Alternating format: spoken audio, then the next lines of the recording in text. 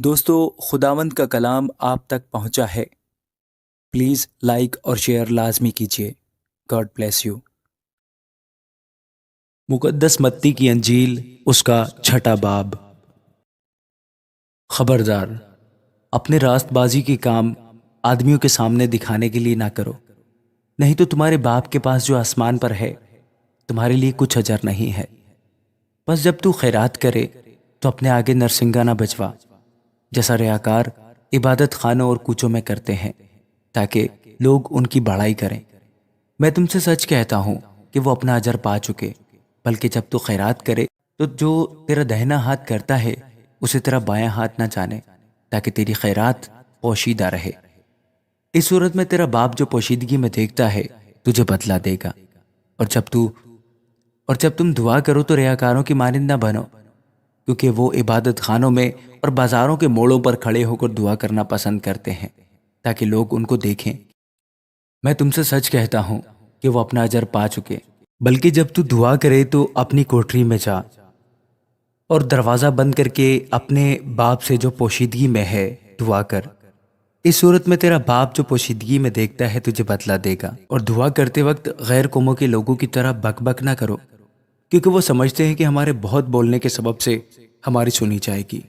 بس ان کی مانند نہ بنو، کیونکہ تمہارا باپ تمہارے مانگنے سے پہلے ہی جانتا ہے کہ تم کن کن چیزوں کے محتاج ہو۔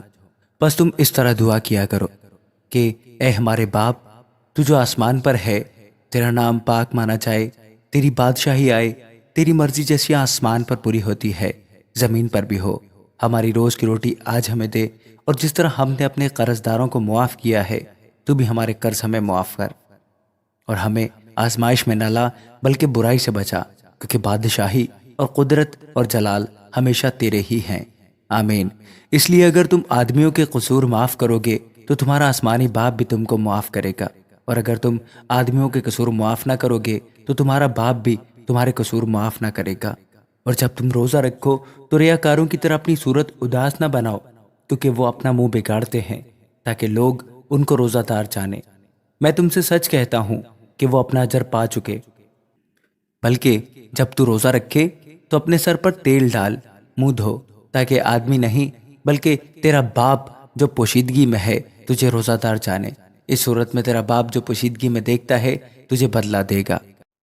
اپنے واسطے زمین پر مال جمع نہ کرو، جہاں کیڑا اور زنگ خراب کرتا ہے اور جہاں چور نقب لگاتے اور چراتے ہیں، بلکہ اپنے لیے آسمان پر مال جمع کرو، جہاں نہ کیڑا خراب کرتا ہے نہ زنگ، اور نہ وہاں چور نقب لگاتے اور چراتے ہیں، کیونکہ جہاں تیرا مال ہے وہیں تیرا دل بھی لگا رہے گا۔ بدن کا چراغ آنکھ ہے، بس اگر تیری آنکھ درست ہو تو تیرا سارا بدن روشن ہوگا، اور اگر تیری آنکھ خراب ہو تو تیرا سارا بدن تاریک ہوگا۔ بس اگر وہ روشنی تو تجھ میں ہے تاریکی ہو تو تاریکی کیسی بڑی ہوگی۔ کوئی آدمی دو مالکوں کی خدمت نہیں کر سکتا، کیونکہ یا تو ایک سے عداوت رکھے گا اور دوسرے سے محبت، یا ایک سے ملا رہے گا اور دوسرے کو ناچیز جانے گا۔ تم خدا اور دولت دونوں کی خدمت نہیں کر سکتے۔ اس لیے میں تم سے کہتا ہوں کہ اپنی جان کی فکر نہ کرنا کہ ہم کیا کھائیں گے یا کیا پیئیں گے، اور نہ اپنے بدن کی کہ کیا پہنیں گے۔ کیا جان خوراک سے اور بدن پوشاک سے بڑھ کر نہیں؟ ہوا کے پرندوں کو دیکھو، نہ بوتے ہیں، نہ کاٹتے، نہ کوٹھیوں میں جمع کرتے ہیں، تو بھی تمہارا آسمانی باپ ان کو کھلاتا ہے۔ کیا تم ان سے زیادہ قدر نہیں رکھتے؟